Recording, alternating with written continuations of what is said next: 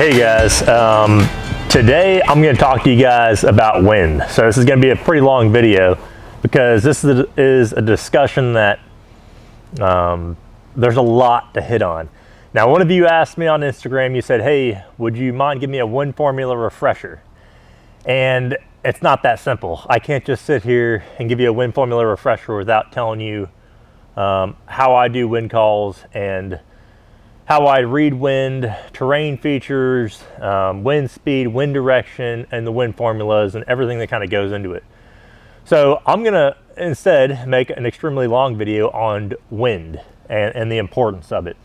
So undeniably, it's the biggest reason why we miss targets at extreme ranges. At long ranges, extreme ranges, we miss because of wind. Nowadays, we've got the ability to put in our ballistic software elevation, all the data that goes into our projectile, our gun, how fast it shoots, in order to account for bullet drop, right?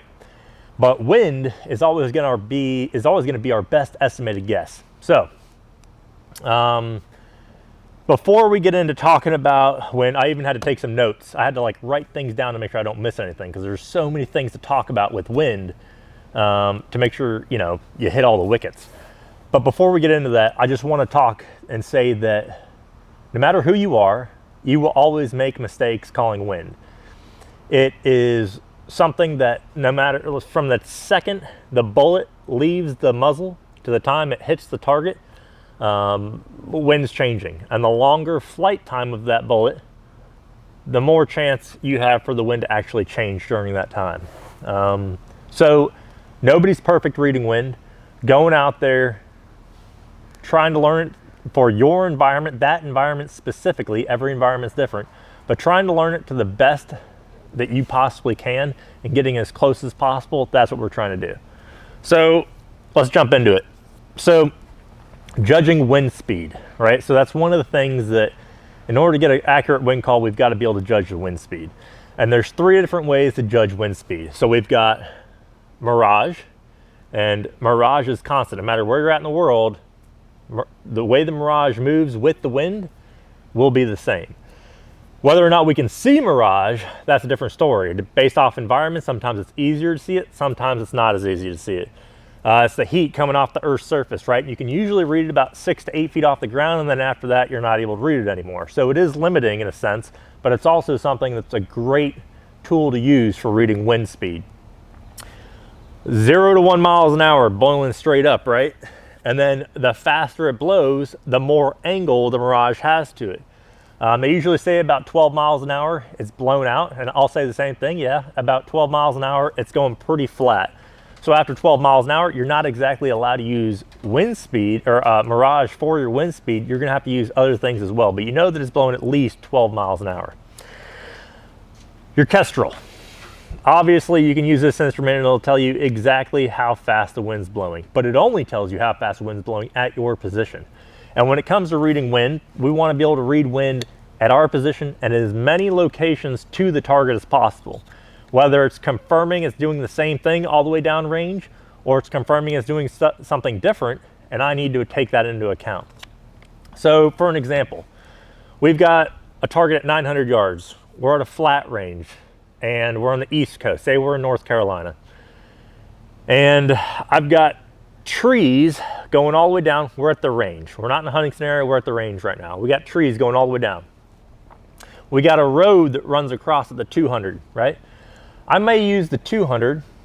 I may read wind at my position, go, okay, what's the wind doing here? Tell me what the Kestrel's doing. Okay, it's got about a 4 mile an hour right to left. I look down there at the road. I take my spotting scope and I observe Mirage off that road. And I'm like, okay, maybe it's doing the same thing, 4 miles an hour, right to left, great. I look at the 600, I look up at the trees, I'm like, okay, what's the wind doing there? Is it doing the same thing? Is it not doing anything? And I read it as many places as possible. If it's doing the same thing, life's easy, right? 9 times out of 10, the wind's not gonna be doing the same thing all the way down range, but it is our best estimated guess. So, you can use the Kestrel, absolutely. If that's all you have to go off of, then great. Sometimes, if we're shooting, say on the West Coast now, or in the mountains, and we're shooting from ridgeline to ridgeline, and our bullet's flight path is, there's no vegetation, all vegetation is down here, all Mirage is down here. You can read Mirage, or you can read the wind speed at your position, and you can read Mirage or vegetation at the target. And those are the only two spots you got. This is 50% of your wind call, right? You know, and you got to take your best estimated guess of what's going on in between here. So kestrels come in extremely, extremely handy, especially in situations like that. And we'll talk more about, you know, not letting it fool you and only using this based off of your terrain. So next, you got vegetation. And this is something where when we start talking about long range shooting, you realize real quickly that shooting is a lot more than just knowing how to pull a trigger, how to build a solid position. Now we're talking about shooting is learning your environment, knowing your trees, knowing your shrubs, knowing your bushes. Every range you go to, every environment you go to, it's going to be different. A long needle pine tree, right, that grows in Florida is going to sway a lot more and bend a lot more than a western red juniper, western red cedar on the West Coast. Why? It's adapted thousands of years to hurricane force winds, and instead of being a stiff tree that when faced with 100-mile-an-hour winds snaps, instead it goes with the wind, right? So a 4-mile-an-hour wind will affect that tree a lot more than it will a tree of this similar nature, which is a juniper, right? They're both coniferous trees. They're both affected by the wind a lot differently. Grass is pretty simple. If you got, you know, grass is going to be pretty consistent where you go, but if you're in the high desert, there's no grass. You're on the East Coast, there's lots of grass. Sagebrush, and one of the things with reading wind and using vegetation, especially for high desert environments, is it gets difficult. Like reading vegetation in a high desert environment, you can find things out there while hunting and while on the range, absolutely, but trying to use sagebrush, not going to work. That plant has adapted, bush, Artemisia, right? The scientific name for it. It is adapted over thousands of years not to move when the wind blows. So it withstands heavy winds and it just does not move. But, you know, that's the difference between knowing your environment. So one of the cool things you can do is you can take your kestrel. In order to learn your environment, take a buddy, take a kestrel, take a radio. Have them go out, utilize your spotting scope as the observer. The buddy goes out with the kestrel and the radio, and he's reading wind as you're looking, you're watching what the plant's doing or what the trees are doing. And that's how you're learning what this wind is doing with this vegetation. Always take a kestrel everywhere you go. I've got like 4 kestrels. Not everybody can afford 4 kestrels, but if you can have one kestrel that has your ballistic software in there, and then buy a cheaper kestrel just for reading wind, if you wanted to have multiples, then that's kind of the way that I would do it. Or just take this one everywhere you go. So it doesn't matter, but make sure you bring it with you, because you can go out and whatever the wind's doing that day, just hold it up, take your phone. What I like to do is I like to hold my kestrel up, hold my phone up, and I'm reading the wind, and I'm feeling it on my face. I'm reading vegetation, and I'm making wind calls, right? And I'm saying 3 miles an hour, 4, 4, 4, 5, 6, 7, 7, 8, 7, 6, and I'm calling wind consistently. I'll go back, I'll watch the video, and I'll see how close I was. Really fun thing to do. I know it's kind of nerdy, but it's a fun thing to do with seeing how close you can get with reading wind. That also tells you how accurate you are at reading wind. Are you a 1 mile an hour wind caller? Are you a 2 mile an hour wind caller? Are you a 4 mile an hour wind caller? No matter who you are, you may be a 1 mile an hour wind caller on a flat range in North Carolina, and then next thing you know, you go up to the mountains and now you're a 2 or a 3 mile an hour wind caller. You may be a 1 mile an hour wind caller 4 to 8 miles, up to 8 miles an hour, but once it goes from 8 gusting 16, no matter who you are, maybe now you're 2, 3, 4 mile an hour wind caller. So knowing how good you are at calling wind, in what wind conditions and in what environment, what you have to read off of, that's a big thing. You got to know that. So we talked about judging wind speed, utilizing Mirage, your kestrel, your vegetation. You can also utilize, you know, if you're in a combat scenario and you want to utilize garbage blowing around, or flags, or even in a competition situation, flags, Dust, right? Hunting situations, animals kicking up dust, and you want to utilize wind speed based off that. Absolute impacts. Great way to the dust kicked up by impacts. You can read, you already shot a round, so you're not really using it for your first round, but you can use it for follow-up shots for what the wind's doing. There's plenty of things for utilizing for judging wind speed. And when it comes to Mirage, you do need to know what you're doing in order to get an accurate judgment of that Mirage. Vegetation, you have to know the vegetation very well in order to know how the wind affects it, right? For judging wind direction now we went from speed to direction. You don't necessarily have to be an expert on vegetation. You don't even have to know the area. If I look down range and I go, well, that plant is blowing this way, I know it's a half value wind, right? But you just have to look at the direction the wind is blowing that vegetation. And so I like to think of my wind calls like a clock, right? When you're talking about wind direction, think of it like a clock. You got 12 o'clock, 6 o'clock, you got 1, 2, 3, 4, 5. Always think of it like a clock. A 12 to 6 wind or a 6 to 12 wind isn't going to affect my projectile's elevation. It isn't going to affect my projectile's left to right movement. So that's what we call a zero wind, zero value. It will have a slight effect on the elevation. That's why we still input it into our ballistic computers. Very, very minor, but it still does have an effect. Talking about how wind has an effect on the projectile's elevation, it does. So if I have a left to right wind or a right to left wind hitting my projectile, it's spinning to the right, that's what we call the Magnus effect. And if you guys look at the Magnus effect, it's really neat seeing some science experiments on how it works. But if you have a wind coming from the right, hitting your projectile, spinning to the right, it's going to cause your projectile to raise. If you have a wind coming from the left, hitting your projectile, spinning to the right, it's going to cause your projectile to drop down a little bit. Now, it's not as noticeable on bullets or smaller projectiles moving at such high velocities, but it is definitely there. That's why you always input these numbers into your ballistic computer. That's why the elevation number changes when you input wind. When shooting out of a bird, when I was in the Marine Corps, we'd shoot out of birds, and they'd always teach us right, high, left, low, right? And what does that mean? It means I'm shooting out of the right side of the bird, I need to aim to the right, and I need to aim high. Now, I know I'm saying right and high, and I just told you that, a right to left wind will cause my bullet to rise, right? And it does. But when you're shooting out of a right side of the bird, their bullet is actually hitting what's encountering a left wind. So it's going to create naturally going to cause your projectile to drop. So you've got to aim higher. Obviously, they used to say it's from the rotor wash. That's why you're doing it. Absolutely not. It's from the Magnus effect. And when you're moving 50 knots, that's pretty drastic. Same thing if you're shooting on the left side of the bird. I should look at it like this, but I can't do that. It's too hard for me to do. So if you're shooting on the left side of a bird, you go left, low, right? So you're on the left side of the bird, you aim to the left because you're moving that way, so you've got to aim this way, and then you're going to aim low because it's encountering that right wind, which is actually making your projectile rise. So the Magnus effect, it does affect the round, absolutely.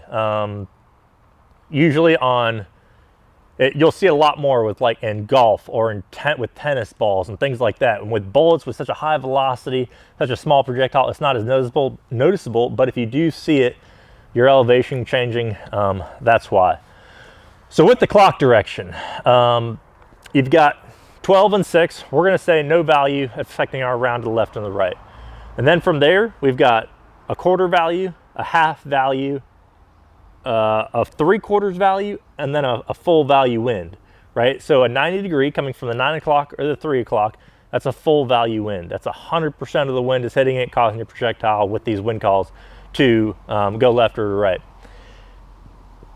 So it doesn't really matter if you want to say 11, 10, 9, or however you want to look at it. Just kind of break it up evenly when you look at the wind coming in from those directions. So when I look at it, I'll go no value, quarter, half, 3/4, full value, 3/4, half, quarter value, no value.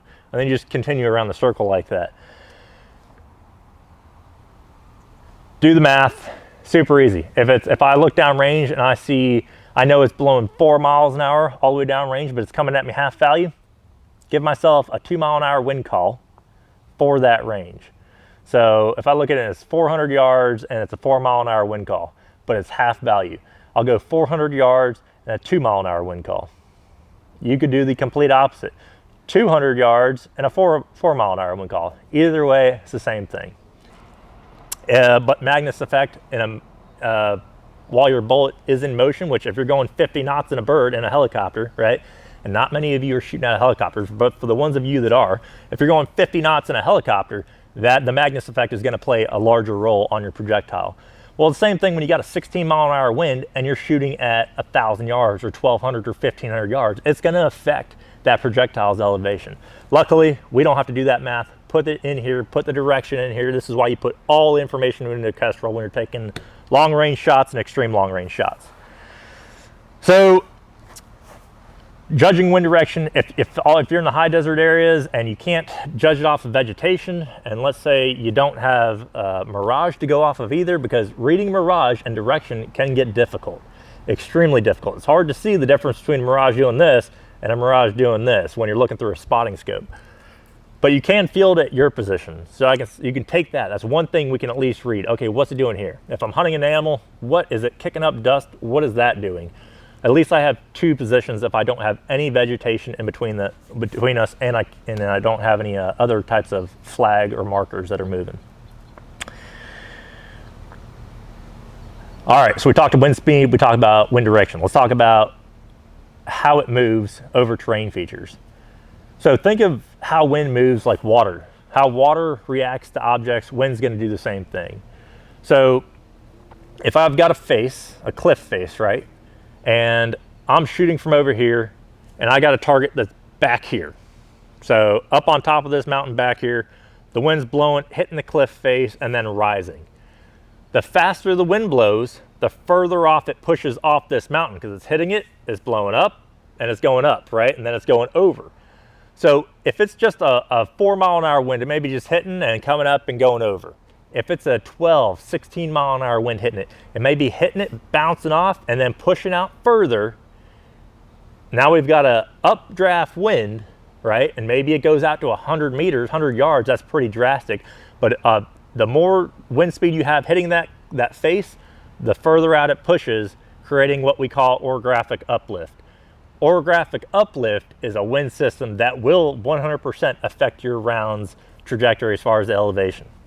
One of the really cool experiences I had, I was at Branded Rock Canyon, and we were out there shooting for one of the scope companies out there. They were releasing one of their products, and we had some really experienced shooters out there, competition shooters, you know, in the industry, and everybody's wind calls, they weren't impressive, except for one guy. One guy really caught my attention with his ability to call wind, and that's Braz at longrangeonly.com. So long range only. It's the first time I ever met Braz, didn't know who he was, no clue. This was just last year. And we were sitting there calling wind, and we're shooting at a mile. And we were shooting up. So it was a straight up angle. We were shooting at, but I think it was like 1,600 and right over 1,600 meters or something like that, right around a mile. And I remember asking, you know, everybody's wind calls were kind of, there wasn't really a wind call. I mean, you're guessing pretty much regardless, right? But your guesstimate is your intuition telling you, based off of experience, you know, what would I do in this situation? And in my head, I was thinking 1.3 mils. I'm like, I would go about 1.3 mils. And Braz, he called it in minutes, and I had to convert it real quick, but he said either 4.5, or 5 minutes. But I did the math in my head, and I was like, yeah, that's almost exactly what I would have called. And I was super impressed with him calling the same exact wind call as me. And then on top of that, he goes, and I'd drop 0.3 mils for uplift, or whatever he said. He said I'd drop 0.3 mils, and I looked at him and I go, I mean, that just turned me on. Like, sorry, Braz, if you're watching this, you don't really turn me on. But the ability to make a wind call left to right, and then also account for orographic uplift, that is an experienced wind caller. That's an experienced shooter. And that's what we should all strive to be.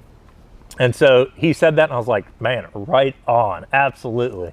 And sure enough, he was right. I think it ended up being dropping 0.2 mils, but regardless, he knew to do that. That's really, really neat. So orographic uplift is not something that we can look at and go, oh, it's definitely doing this. We have to use previous experience to be able to have knowledge on how to deal with it. So it's not like we can look down range and tell how much orographic uplift we're having. We have to look at terrain features and kind of know what it's doing, know how that's reacted in the past. And Braz clearly had that, that knowledge. So we talked about it moving around terrain features like water does. If you're on a hill and you've got wind wrapping around the side of the hill, right? And you feel no wind on yourself, there may still be a 8, 10, 12 mile an hour wind from 200 out, say you're shooting at 1,200 yards. There may be a heavy wind out there, but you're just not feeling it because it's wrapping around that terrain feature. Keep that in mind. And it can go the opposite direction too. It may be no wind out there and you feel wind on yourself. So reading your terrain, especially your macro terrain, when it comes to wind, that's huge. We could talk about wind all day long. We can get into oh man, what's it called?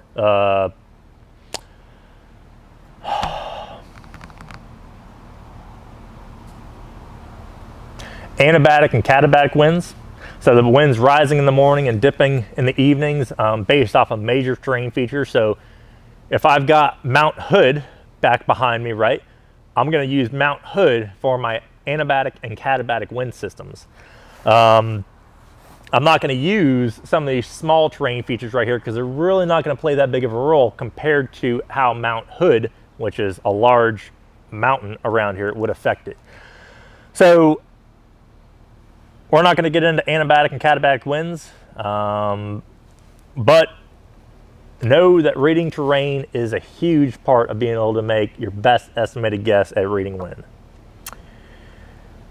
We talked about orographic uplift, we talked about the Magnus effect, we talked about wind speed, we talked about wind direction. At last, let's just talk about how to deal with them, how to compensate for them, right? So what wind formulas you're doing.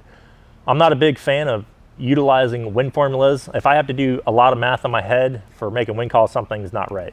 It's your best estimated guess. So going out there and being able to do it quick in your head is key. And this is one more of the reasons why I shoot mils and I prefer mils over minutes, because I can do that quickly in my head with mils. If I have a minute scope, not a big deal. You can bring a conversion chart out with you. You can do the same thing in your head and just look at your chart, or you can multiply by 3.438 or 3.4 or 3.5. You can multiply by that to get close enough. But me trying to multiply by 3.5 on some of these 1.2, 1.3, that's going to get confusing and take me a little while to do. So have a conversion chart with you. So how this works. You have your projectile. First, you're going to find what's the ballistic coefficient of your round. And for your ballistic coefficient, we're using the G1 ballistic coefficient, not the G7. So the G1 ballistic coefficient, let's go with the standard military round, a 175 grain, at least it was back in the day, a 175 grain 308 Sierra Match King. We're looking at about a 0.475 ballistic coefficient. Some will say 0.496, some will say 0.475. I don't care, it's 0.4. So we got a 0.475, and this is also important based off of muzzle velocity. Is also going to dictate how well the round flies, but you should know what the ballistic coefficient of your round is, especially nowadays with the bullet manufacturers. They're doing a pretty good job getting really accurate with G1 and G7 ballistic coefficients. So you take that first number in your bullet's ballistic coefficient, 4, and I'm going to use that as my wind constant for the mile an hour. So 4 miles an hour, 8 miles an hour, 12 miles an hour, 16 miles an hour. Every 100 yards that I go back, that I go down, it's going to be 0.1 mils for every 4 miles an hour. So if it's 300 yards, it's 0.3 mils at 4 miles an hour. If it's 600 yards, it's 0.6 mils at 4 miles an hour. Now, this makes it extremely easy because I always think of that row. And I go, okay, well, it's 8 miles an hour at 600 yards. That's 0.6 times 2 is 1.2 mils. Extremely, extremely easy to do. Let's say 600 yards, 6 miles an hour. I take 0.6, I take 0.2. I know that the middle of that is 0.9. That's a 6 mile an hour wind call. So it works great up to about 16 miles an hour using this. If you're shooting in higher winds than 16 miles an hour, I'll still use it, but you're talking it's a big guess anyways. Winds that are gusting 16 or more or blowing 16 usually aren't that consistent. So it's something to keep in mind. So for almost all situations, this wind formula that you do in your head quickly works extremely, extremely well. It works at all calibers. So I said 0.475 for a 308. Let's say a 300 Win Mag with a ballistic coefficient of 0.53. We're going to use a 5 mile an hour wind constant, 10, 15, 20. Now, I'd only go up to really 15 because, like I said, I don't use it past 16 anyways. But if I had to, I can get an idea of what it's doing at 20 miles an hour. Excuse me.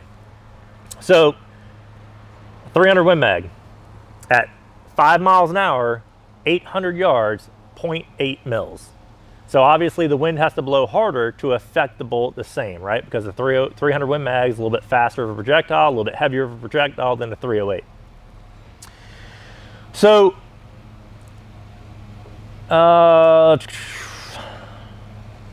if we work in meters, we use the same chart, but at 600 yards, it jumps up 0.1 mils. And what I mean by that is you'll go 200.2, 300.3, 400.4, 500.5, 600.7, not 0.6, 700.8, 900.9, or 700.8, 800.9. And the reason being is because 550 yards is about 500 meters, right?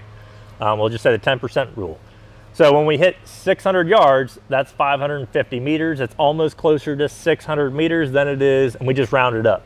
So use it for yards, use it for meters, doesn't matter. It works amazing. I learned this when I went through SODIC and I was like, blah, I don't know what year it was, 2012 or 2013, and I was like, whatever, this doesn't work.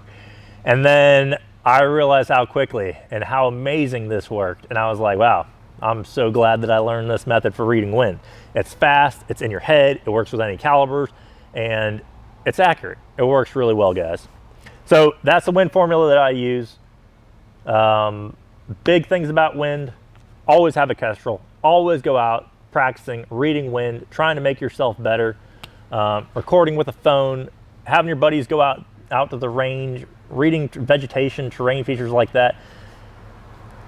A long-range shooter is an observer.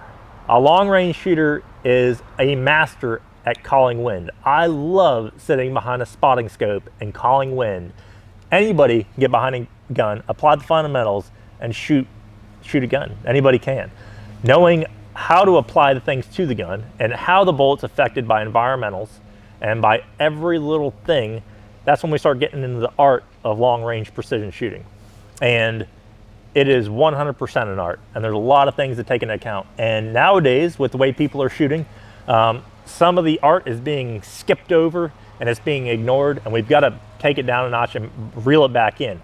I am all about using technology, 100%. Adapt with the times, use it if you have it, but also using what has already been there that also works extremely well. Mirage, vegetation, not relying on this thing 100%. You've got to be able to see everything, and observing is, being a good observer will make you a better shooter. So next time you go to the range, grab a spotting scope.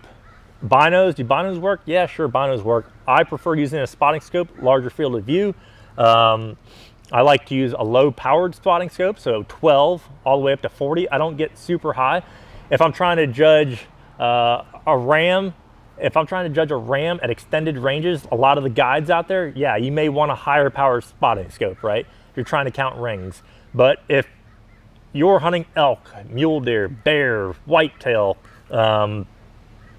anything in North America just about, This will do the job 9 times out of 10, a lower powered spotting scope. You don't have to go super high power. And for reading wind, it's key. It makes it a lot easier to back out at a lower power setting and observe more when it comes to the wind. You can just take in more information. I won't get into the reticles in the spotting scope, but put a reticle in your spotting scope. Yeah, guys, I hope this answers your question.